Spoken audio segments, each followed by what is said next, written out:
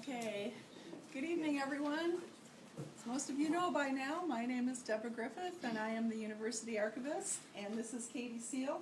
I'm with the camera, Katie. Right. And she is the State Historical Society Roller Research Center Archivist.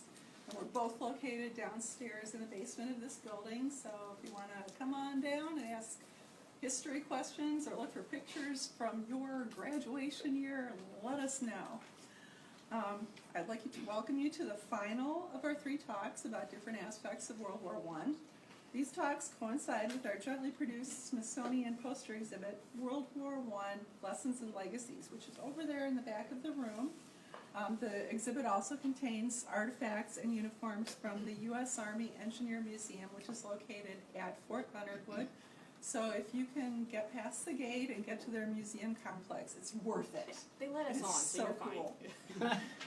You'll get to see little tiny things, gas masks for pigeons. What could be better? Okay, as usual, this talk is being streamed on Facebook and will be available for you to view at any time in the future. We're going to save it. So I would like to introduce tonight's speaker, Curator's Distinguished Teaching Professor Emeritus, Dr. Larry Gragg. Dr. Gragg is a recipient of 11 Campus Outstanding Teaching Awards, 4 Campus Faculty Excellence Awards, the Missouri Governor's Award for Excellence in Teaching, the University of Missouri System Award for Excellence in Teaching, and the University of Missouri System's Thomas Jefferson Award. He has authored 7 books? 9 books, including several on the history of Las Vegas, which are fascinating. And he is now working on the 150th anniversary book for the campus and is busy revising the previously created History of the Civil Engineering Department. Everybody, please welcome Dr. Gragg.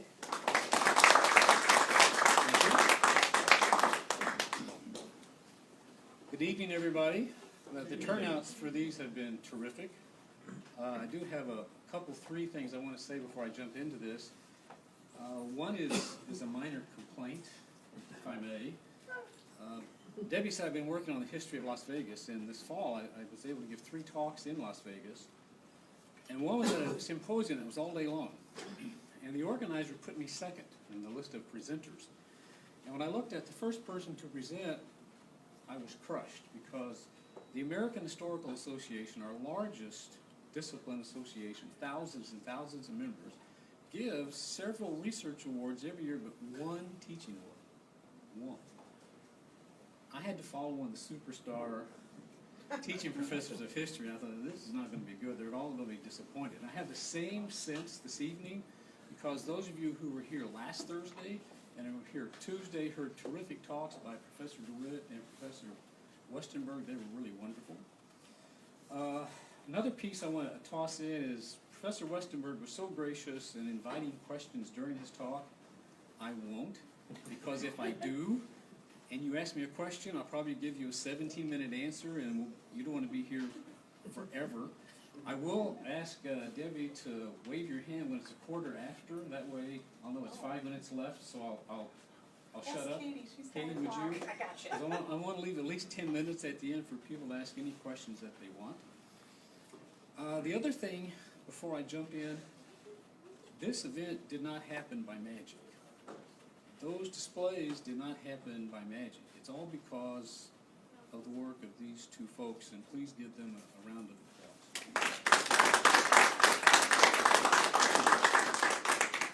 Historians' minds work kind of funny, and I was listening very carefully to Professor Westenberg the other night, and he had a couple of slides that dealt with the Public Health Service. Very, very useful organization for disseminating information about the Spanish flu. And that reminded me that we had an early connection on our campus with the Public Health Service. When I was doing research on the faculty that we've had here for 150 years, I encountered this remarkable person, Ida Bingston.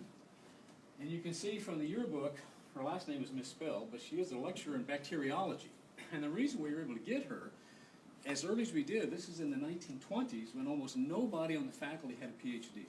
We had this extraordinary person with a PhD in bacteriology, not just from any place, but from the University of Chicago. And she becomes the first research scientist at the Public Health Service who was female. So we had this pioneer of great research, and I found a couple of memos from the director of the campus at the time saying, we are so lucky to have Ida Bingston. I'm going to have her teach a couple of classes in bacteriology.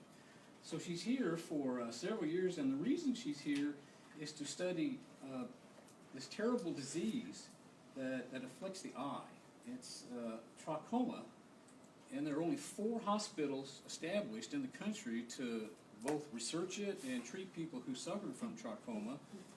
And there's the Rolla Trachoma Hospital, the first one, which was on 13th Street. Anyone know where it eventually ends up? You know where the explosives building is across from Arby's? That was where the permanent trachoma hospital was. But Bingston was an extraordinary researcher, and lots of newspapers came to Rolla to cover her, including the Kansas City Star. And I include this excerpt from the Kansas City Star. When she leaves Rolla in 1931, she goes to work for the National Institute of Health, which is what the public service the health service became. And she discovers the vaccine for Rocky Mountain spotted fever. So we had this great good fortune of having this really gifted researcher here. Well, now on to the talk. First thing is, how in the world do you research a topic like this? What you'd love to have is an opportunity to interview maybe 100 people who lived through World War I in Rolla, Missouri. They're all dead. I can't interview those folks.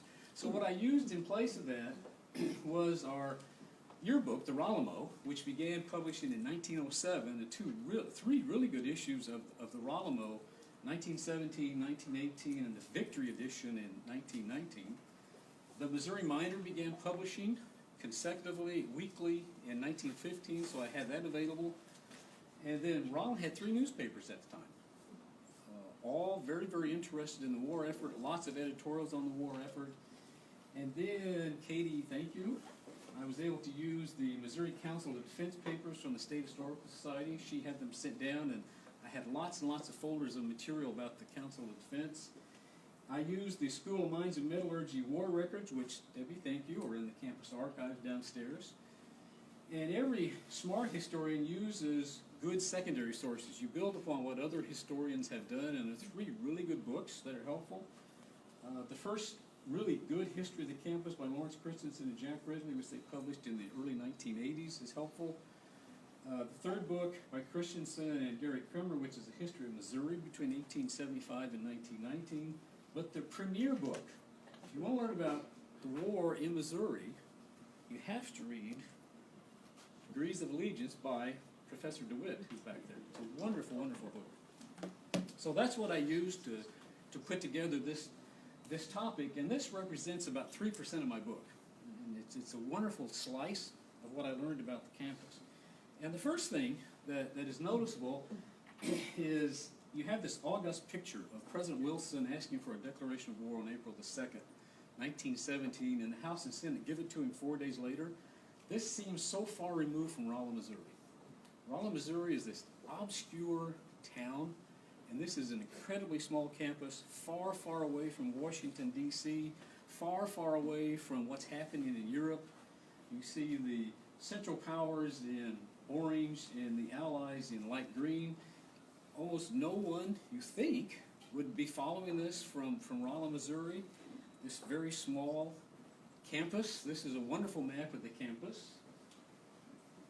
This is the Jacqueline Gymnasium. It was right here where we are sitting now. That was the gym. Some noticeable buildings still with us. Parker Hall is here. The Metallurgy building here. Norwood Hall. Power plant, roughly where the power plant is now. The Rolla building, the first chemistry building, and the director's residence. But the most noticeable thing about this map is people love to play tennis at MSM back then. There's 7 tennis courts on this map. Isn't that extraordinary? And it's located in this really small town. The 1920 census indicates there are just slightly more than 2,000 people living in the community of Rolla. We have a total of 288 students. Most of them are undergraduate students, 273. Faculty is actually pretty large for a student body that size. The student-faculty ratio is quite good. And the total staff, right now the total employment of this campus is about 1,500. This is it. 30 faculty members, and I think I counted up there 26 people here on the staff. So it's an incredibly small place. You would think it would be everything happening in the world. In fact, person who attended beginning in 1920, Walter Remmers, who is a distinguished alumnus of this campus, who created an endowment for a series of wonderful lectures that some of you may have gone to, the Remmers Lecture Series. Here's his characterization of Rolla when he arrived. If you can't read it, I'll read it out loud. MSM was a cloistered place, a closely knit, isolated community of men. Students had little communication with the world beyond Rolla. Radios were rare, cares were even rarer. You got off the train at Rolla in August and you didn't go home until Christmas. You're in Rolla for the whole semester. Now if you did have a car, it took 17 hours to get to St. Louis. If you're frustrated by the time it takes you to get to St. Louis now, try the 1920s. It's a 17-hour road trip. The train ride was usually 3.5 hours. So it should have been a really isolated place that knew nothing about World War I, but it did. Students went to the library. Not this building, but Parker Hall. Second floor is where the library was. The first floor from the back was where the auditorium was, and the entrance to the auditorium was from the east end of Parker Hall. Amidst all the technical books and journals, there were many, many magazines and lots of newspapers, so students could go in and catch up with the world's news. And as I mentioned earlier, there were 3 Rolla papers. They carried wire service stories about the war. The Missouri Miner carried wire service stories about the war. So they were engaged. In fact, if you read the Miner before the U.S. enters the war, there are lots of stories about World War I. This campus did collections for the Belgian Relief Fund, for example. Now, how do you mobilize the campus? How do you mobilize Phelps County for this war effort? And here's the key guy. The Missouri Council of Defense, and Professor DeWitt talked about the Missouri Council of Defense last week. They had many missions. They were supposed to help with food rationing. They were supposed to come up with a speakers bureau, and a really sad letter from Austin McCrae, who was the director of the campus, to the state office. He said, I have no speakers on campus. I actually don't have faculty members who would draw a crowd. They are not good orators. Which doesn't say much about the faculty at the time, does it? I know I'm supposed to find speakers, but I don't have ones that I think would bring people in. They also were expected to find some disloyal Americans, and Professor DeWitt did a nice job of describing that. Well, there is the male side, which McCrae leads, and he does a lot of things in addition to directing this campus. His job, first, was to find speakers, so there are no professors up here, right? He finds ministers and lawyers who are willing to give speeches to promote the war effort. He's in the forefront of organizing the Liberty Loan Drives. There are 4 in Phelps County. He's at the forefront of those. He does help to get people to sign those registration cards that Professor DeWitt talked about. In his last letter, he said he had 21 county residents who had pledged they would eat less food during the war effort, so it was very comprehensive. And he established the Home Guard that Professor DeWitt talked about. And he found 100 men who were willing to serve in that Home Guard. But there also was a female version of this. And it's led by the wife of a faculty member, Luella Dean, whose husband was Professor George Dean of Mathematics. And her secretary was Minnie McCrae, the wife of Director Austin McCrae. And you see what they did during the war effort. They were part of the food rationing effort. They were part of sponsoring all kinds of patriotic programs during the war. The predictable things except the 4th one. Look at the 4th one. We're helping with the war effort, and Wilson has told us this is a war to protect democracy. We want to participate in democracy. These were strong advocates of women's suffrage, and it will happen in 1920. So in Phelps County, there would be suffragettes that were actively involved. The last one may not be familiar to you. Money for the YMCA War Work Fund. And that was to raise money to send overseas for soldiers who were on R&R, so they would have something to do, or if they wanted access to religious services, that fund helped pay for that. Plus, it helped pay for these boxes of supplies to prisoners of war, both Allied and Central Powers. So there's a men's effort, there's a women's effort. Professor DeWitt talked about the 4 Minutemen nationwide. I finally found 4 from the campus. McCrae kept trying to get people to work up to being good speakers, and he had 4: mathematician George Dean, chemist William Turner, and an English professor Joseph Barley, and the campus librarian Harold Wheeler became 4 Minutemen, giving very patriotic speeches all throughout Phelps County. McCrae and Dean were very, very good at getting people to buy war bonds. In the 3rd and 4th drive, Phelps County went way over its quota. You can see the increasing support for the war, from 50,000 to 100,000 to 233 to 300,000. This is a full-page ad in the Rolla Herald promoting this bond drive. So how much support was there in Phelps County for the war? I can't take credit for the next 3 slides. I had a student about 1990 who was really interested in World War I. And I said, I don't know of anything that's been done well on Phelps County during the war. We have 3 newspapers on microfilm in the library. Why don't you go over and read through those newspapers? And I thought he'd come back with 2 or 3 articles. He came back with dozens and dozens and dozens of articles. He did a really nice job on it. And I'm going to give you just a flavor of what he discovered about Rolla's and Phelps County's level of support for the war. These are headlines, or they're lines coming out of an editorial or letters to the editor.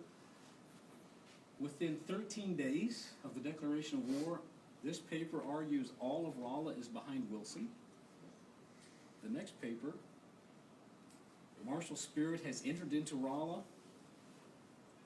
And as Professor DeWitt talked about last week, there are many, many articles and editorials about the barbarous Germans and their hideous ideology. As far as I could tell, there was 1 deserter from the army in Phelps County. And look who got him. We are embarrassed but glad the capture was made and proud of the Home Guard. They found the deserter. I don't know where he was, but they went out in Phelps County and found the deserter. And in support of the bond drive, a bond a day keeps the Kaiser away. That was the Rolla Herald, the Rolla Times. To those who seek draft exemptions, you will look on yourself with scorn if you hide at home. You guys over there, go enlist. Don't hide over in the corner. I'm pointing at those 2 guys because they're in my class. I feel like I can do that. Traders in Phelps County are hoarding food. Now, the folks that Professor DeWitt talked about who were on the outlook for that found some in Phelps County. In the same issue, Rolla is 95% loyal. It's probably an overstatement, but not too much of an overstatement. The 3rd newspaper, the Rolla New Era, traders do not have the right of free speech. Remember that pair of laws that Professor DeWitt talked about, the Espionage Act and the Sedition Act? There you are. The opinion in Rolla, Missouri is you cannot speak out against the war. If you do, you're a traitor. And Uncle Sam's eye is on financial slackers, meaning if you're not buying bonds, you're not supporting the war effort. And then near the end of the conflict, the war is nowhere near its end. I think you said the other day that there was this anticipation that the war would go deep into 1919. Easily. And that was the perception in Rolla as well. Thank you for that comment you made the other night. Evidence of support in Rolla. Rolla had 1 theater, and every Monday and Tuesday night, it was shut down in support of the war effort. You should be doing other things. Rolla had a German Lutheran church, as Professor DeWitt noted. They dropped the German from the title of that church. And again, 1 known deserter, only 1, and this guy. Professor DeWitt, how would you correctly pronounce his name? I can't. Is it Wilhelm Strimmel? That's what it looks like. Okay. He's from Newburgh, and look at the description of him. He had been the mayor of Newburgh, and he had been the justice of the peace, but he was arrested for allegedly saying, upon hearing that there had been a train wreck in Newburgh, I hope it is a train loaded with soldiers and that every damned one of them is killed. He's the 1 guy arrested for sedition in Phelps County during the war. Just 1. So 1 deserter and 1 person that was charged with sedition. Does that mean that Phelps Countyans were just automatically patriotic, or does it mean that the hyper-nationalism that Professor DeWitt was talking about was being imposed upon them? I don't have a good sense of the correct answer. So what does that mean for the campus? On the campus, this is an article in the Missouri Miner less than a month after the declaration of war, and already over 30 students have gone down to enlist, and they're eager to get to Fort Riley for basic training. Professor DeWitt mentioned a week ago that there weren't enough volunteers initially, so there had to be a draft, not at the Missouri School of Mines and Metallurgy. Look at this. Over 3/4 of the students here went down and enlisted. They didn't wait for the draft, they just ran down and enlisted. Look what that did to the student body. Take 3/4 of 273 students, you have almost no students left on the campus, and 6 faculty members also went down and enlisted. 300 alumni joined in. So collectively, over 600, and I think there is a document back there that says 602. That's probably right. It might have been slightly higher, but 602 is a good number. 602 and 9 gold stars. And we have a couple of combat heroes. Most of these guys who enlisted did not face combat, but a couple of them did. We talk about Joseph Reibel, graduate from the Missouri School of Mines, eagerly enlisted in May of 17. He wanted to be in the Army Air Corps. Can you imagine flying one of those planes from World War I, those little biplanes? A lot of training was required. He finally got to Europe in midsummer of 1918, and he finally got into battle. He and 3 other pilots engaged 8 German planes. Look what Reibel did. It was over with quickly. A 5-minute battle. He shot down one of the German planes and drove another away. And when he came back to Rolla after the war, his buddy said, "You're an American ace." Well, he wasn't. I chatted with our military historian, Professor McManus. He said you had to have 5 to be declared an American ace. But it didn't make any difference. He came back to Rolla as a hero, and you see that he was properly honored for his efforts. The second hero was the athletic director, Frank Denny, and the athletes called him Spike. I cannot figure out why they called him Spike, but they called him Spike Denny. He was one of the very first people to run down and enlist. He said, "I have to be an example for the students here." And he served all the way through the end of the war, and this heroic action was on the last night of the war, the very last night. His assignment was to somehow fashion a pontoon raft and get a battalion across the Meuse River. A battalion is about 300 men in World War I, so he's got to figure out a way, under enemy fire, to create a pontoon raft and get them across the river. And look at the outcome. He got them all across the river, and he didn't lose anybody. And he didn't get wounded either. So he comes home a hero. In fact, General Pershing pins his honor upon him before he leaves Europe. Altogether, and I think the sources tell us different numbers here, Debbie. This source is from the Missouri Miner, November 14th of 1919. 3 killed in action, 1 died in an accident, 3 more died from influenza. So I only count 7. It turned out to be And 4 in another action and 4 from the field. Okay, thank you. And many of them got honors. I mean, from the British, from the French, from the Americans, a widely honored cohort. But what happened on the campus? Not overseas, what happens on the campus? As soon as war is declared, students put up a flagpole. And they run the flag up every morning, take it down every night. And then those who didn't go and enlist said, we need to have a militia on campus. So there was not only enlistees, but there was a militia that drilled every day on campus. And finally, the campus leadership said, we're going to make it mandatory, starting in the fall semester of 1917, except for the football team. I got some football players in here. The football team didn't have to drill because they had to be in practice, but everybody else had to drill. There were some pro-war rallies, and I've only identified the biggest one here. There was this enormous parade from downtown to Parker Hall. As I mentioned, that's where the auditorium was, and it held about 500 seats, is that right? Yeah. And John Scott, who had Scott's Drugstore, he was the band leader for decades for the Missouri School of Mines. He led the band to Parker Hall, They brought in a guest speaker from St. Louis, Dr. Robert King. I tried to find out something about King, could not find out much about him except what he said. And what he said in great detail was everyone should know about the terrors and atrocities of the Germans, and then he started talking to the crowd about the people who were slackers, people who weren't doing what they should be doing. He went after the cowards in the crowd. He wanted people to enlist. And after that rousing speech, he said we need to collect some money for the war effort, and they collected a lot of money to buy thrift stamps. You bought thrift stamps if you couldn't afford to buy Liberty bonds. And St. Pat's got involved. In St. Pat's in 1918, St. Pat has a very short speech like they always did at the time, and he called out for the Blarney Stone. What do you do with the Blarney Stone? Kiss it. Well, you got to have a Blarney Stone, and one of the students said, well, the Blarney Stone has been stolen by a German spy. But that now it stands as a footstone at the tomb where the Kaiser's hopes and ambitions are now buried. And St. Pat asked, where is that? And he answered, beneath the flag of the USA. And he pulled the flag away, bearing 300 stars, which represented the contributions of the campus to the effort, and a green pennant in honor of St. Pat. So even St. Pat's became very, very patriotic in 1918. The campus also hosted this federal board for vocational education.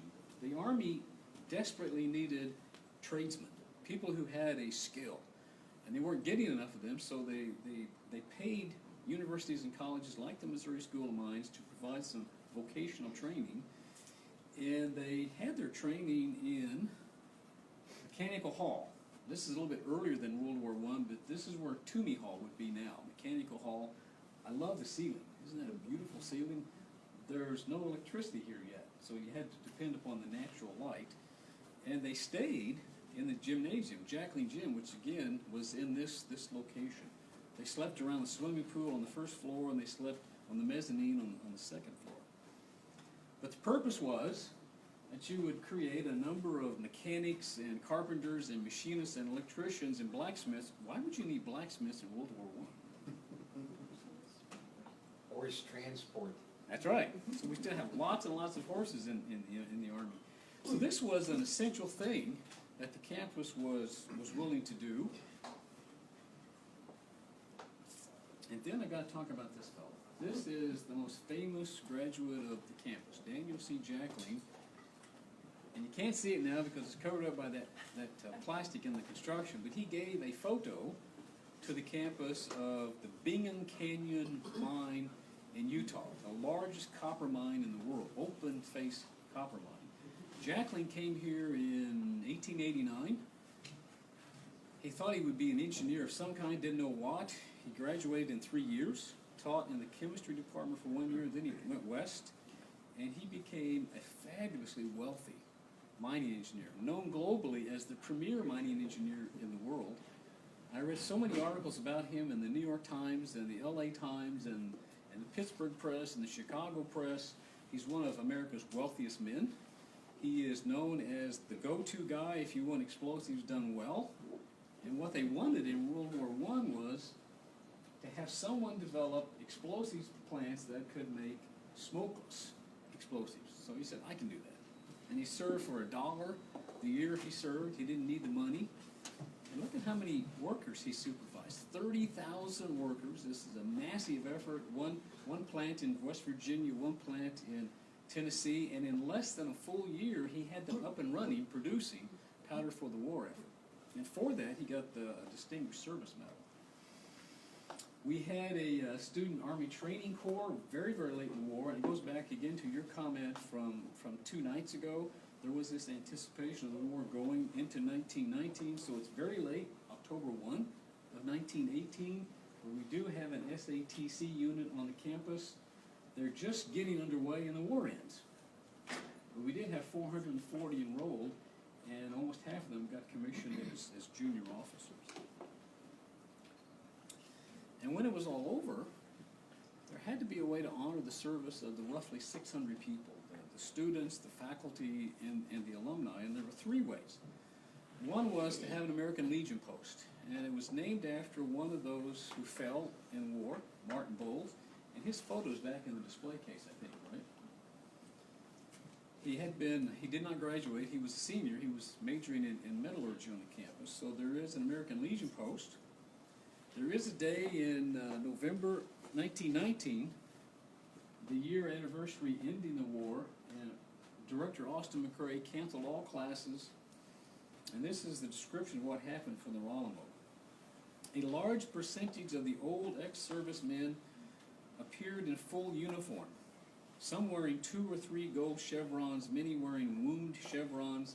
Most of the school cadets were in uniform when the companies assembled on Jacqueline Field. If you remember, Jacqueline Field would have been just west of this building, not the new Jacqueline Field over across that side of the campus. 2 companies of cadets and 1 of ex-servicemen formed the battalion of which Major H.J. Wild had charge. The battalion marched to Parker Hall where the morning exercises were held. A very solemn event on the 1-year anniversary. Then the last way to honor those who served was the 1919 Ralamo, which is the Victory Edition, which has a list as far as they could determine of all the people who served and what happened to them and where they served. So there was a genuine effort to make this a campus and a community that truly honored those who served. Now I want to spend quite a bit of time on the legacies and the lessons. There are a couple of big legacies and lessons that come out of this conflict.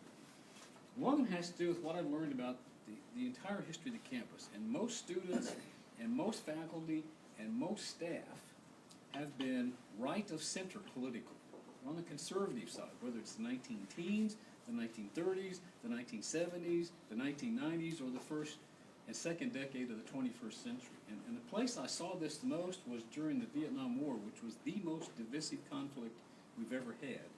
And just a few bullet points here to illustrate how conservative the campus was. And I'm saying that not in criticism, but just to indicate this has always been a very conservative campus. In the fall of '69, there was a big teach-in. Those of you old enough to remember the Vietnam War can remember teach-ins.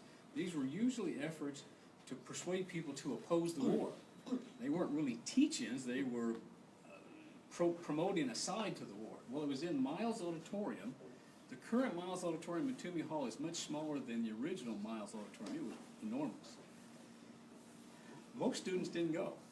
It was students and faculty, but most students chose not to attend that one major teach-in. And then, same fall, students had a chance to sign one of 2 petitions, an anti-war petition or a pro-war petition. Now, this is a full year and a half after the Tet Offensive in Vietnam, which went so badly for the North Vietnamese and the Viet Cong tactically, but strategically it looked like the United States was losing the war. Well, more than half signed the pro-war petition, not the anti-war petition. And in March of '70, a lot of students decided they would carpool and drive to Fort Leonard Wood to make a blood donation to support the war effort. And it was at least 200, it probably was closer to 300. And we did have one anti-war rally. One. And this occurred in May of '70, and it was after the Kent State incident in Kent, Ohio, where 4 students were killed by the National Guard. And campuses all across the country had rallies in support of the Kent State students. And some campuses became so disrupted that presidents just said, we're just canceling the rest of the semester because we can't have classes in this circumstance. Well, the one rally here took place right outside the front of this building by the flagpole, and it occurred around lunchtime, and it lasted less than an hour. As best as the reporters of the time could determine, about 150 anti-war demonstrators were there. And I interviewed someone who was in ROTC that year, and he said their unit sent 50 cadets just to stand off to the side, not to engage the anti-war demonstrators, but to be a visible presence, a show of support for the war effort. Well, in most campuses, there would have been a confrontation between the ROTC students and the anti-war students, but it didn't happen here. The only point of contention was the anti-war students wanted the flag lowered to half-mast to honor the 4 dead students at Kent State University. Well, the rumor built around the campus that when the flag was lowered, they were going to keep lowering it, and the anti-war people were going to desecrate the flag. So several students went up and put their arms around the flagpole to protect the flagpole from being attacked by the anti-war students. And that was it. That was our one anti-war rally in 1970. And probably the best indicator of the lack of support for the anti-war effort was when one of the true leading anti-war activists, David Dellinger, came to Rolla in 1971. And this is as the war is winding down, and the anti-war effort is really still very, very hot. I believe they had the rally scheduled for the Gail Bowman building, which holds about 3,000 or 4,000. And only a handful of people showed up. And one critic said, the only people that showed up were the peaceniks, the long hairs, the whoopies, and other interested students. Well, I could have put other pieces of evidence there, but you get the point. This was overwhelmingly a conservative campus when it came to the Vietnam War and World War II and the Korean conflict and the Gulf Wars. So that's one lesson in legacy. The other one is, this campus has been very consistent in providing its facilities to advance war effort. You saw it in World War I and World War II. The same thing happened. We had several programs on the campus. The only two I'm going to mention, they were the two biggest ones. One was called the Engineering, Science, and Management War Training Program. And the idea was the Army and the Navy and the Army Air Corps and the Marines needed people who were trained in drafting, radio technician, machine and tool design, and topographic mapping. And this campus trained about 830 students who went into the military with those skills. And the other one that was intriguing to me was the chair of the Mechanical Engineering Department, Aaron Miles, for whom we named the auditorium, trained about 350 pilots. He was a licensed pilot, and he was training pilots before the war, during the war, and after the conflict. But maybe the most intriguing piece is the last one.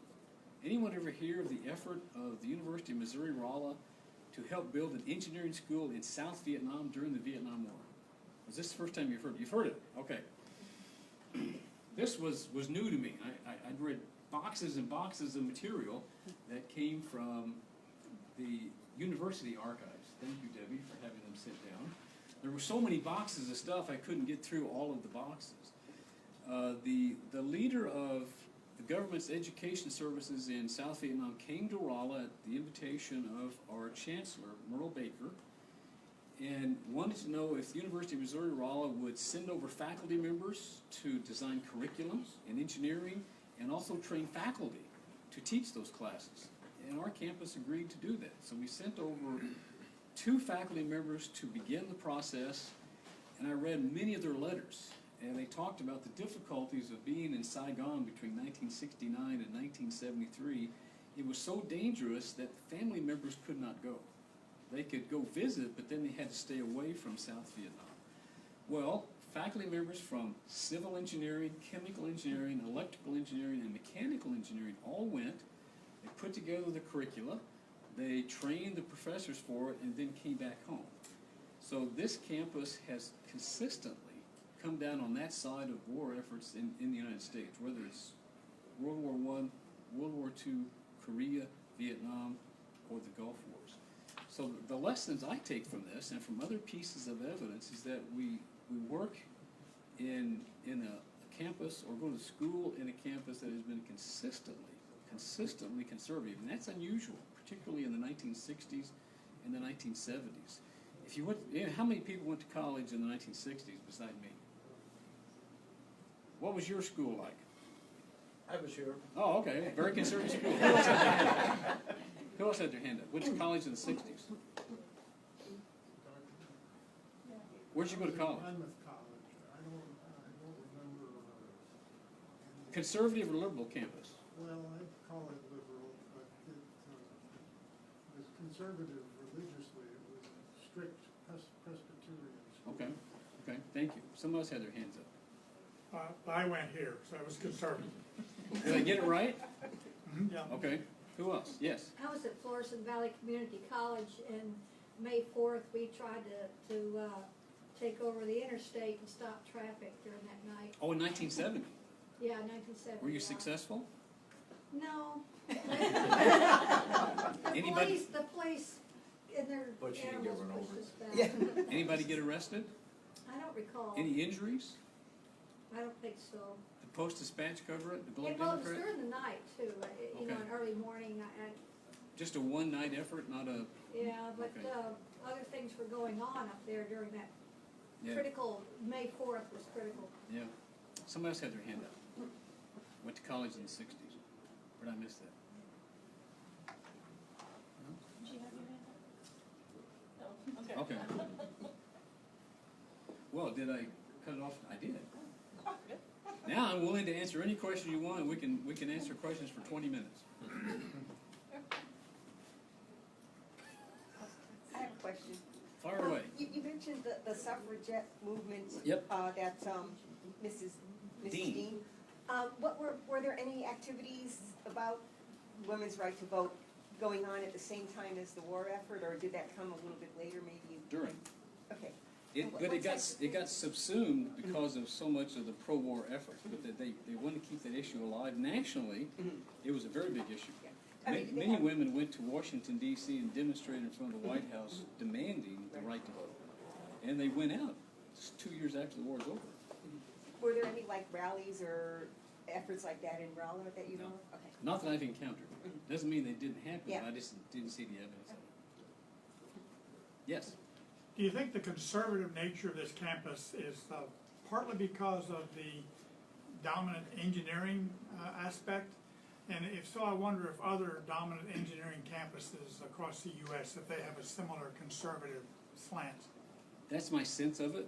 Now, in fairness, I've characterized the campus as largely conservative, but we survey our incoming students every fall. At least we did until about 5 years ago. And we ask them to describe themselves. Are you conservative, liberal, something else? And then we give them a whole list of issues. Do you favor this or do you oppose this? And when you look at the separate issues like gun control and abortion and things like that, most students come down left of center on specific issues, but they generally view themselves as conservatives.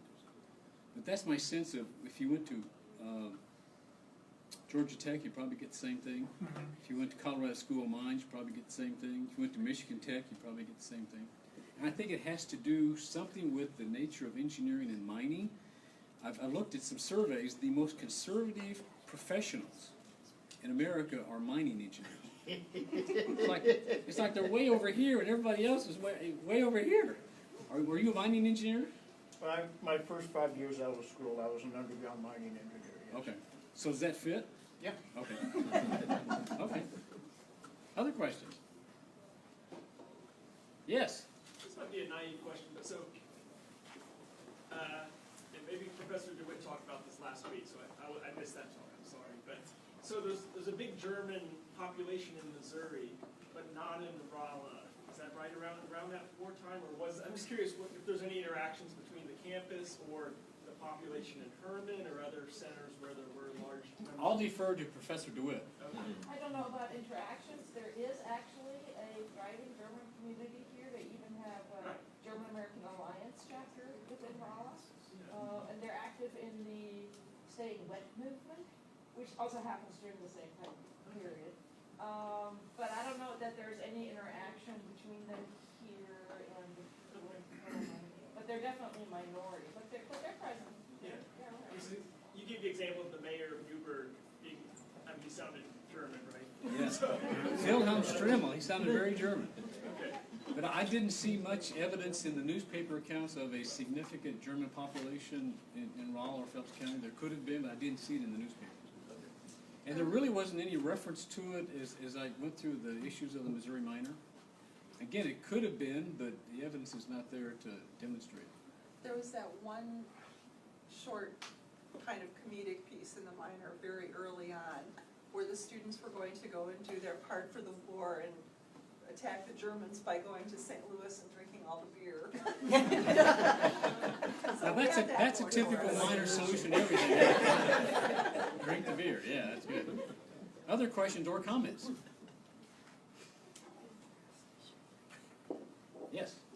So thinking about not wars, after World War I, but before, do you think there was, I know the Rolla didn't start until the early 1900s, but do you think there was a similar experience Spanish-American War was so short. Okay. It was like 6 weeks, but I did find 2 students did go to the Spanish-American War. I only found 2.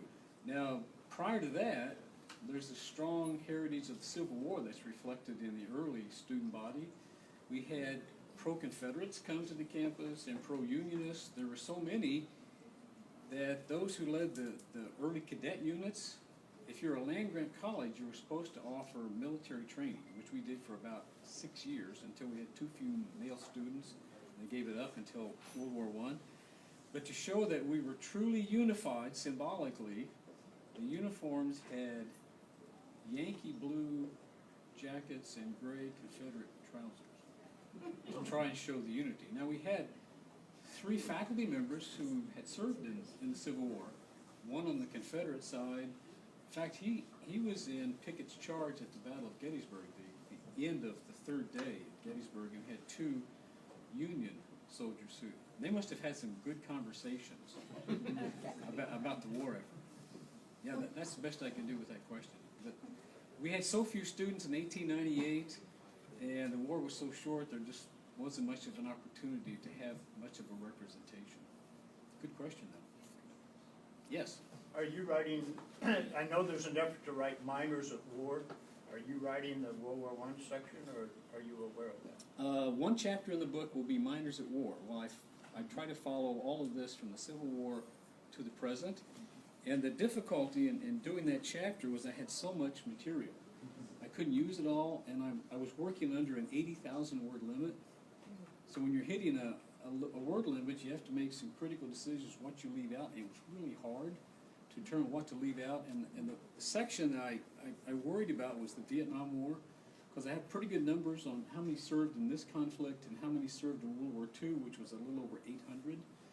But I don't have an accurate count on how many served in the Vietnam War, although Dick Elgin, who's in the Civil Engineering Department, who was a veteran of the Vietnam War.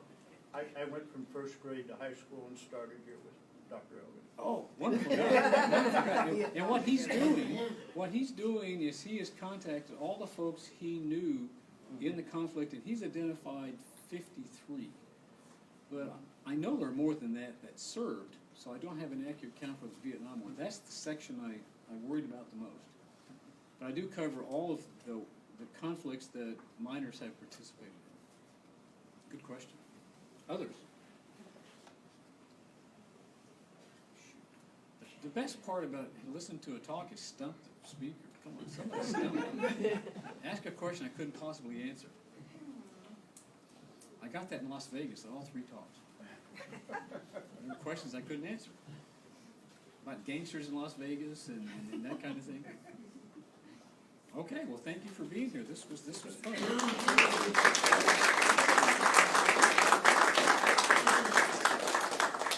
Thank you, Dr. Gragg. You're welcome. And if you want to find out even more about World War I, more than you would ever have thought you would want to find out, you can also check our subject guide on the library's webpage.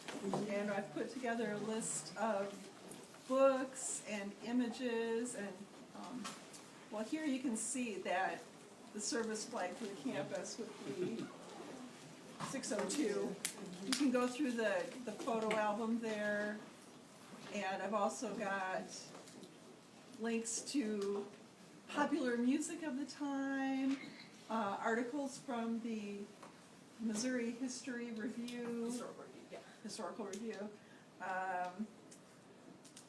other online you can resources. binge on this, can't you? Yes. Yeah, You can binge on World movies, War I. movies you can watch for free. So dig in, there's a lot of stuff there. Okay, well, thank you so much for everybody coming out. You've made this a really successful exhibit. We will be doing the Holocaust next fall. We'll be getting the big exhibit on that, and we'll also be getting the next Smithsonian poster exhibit on Apollo 11. And you know I've got some astronaut stuff. So be ready. Huh? It's on the space secret. Yep.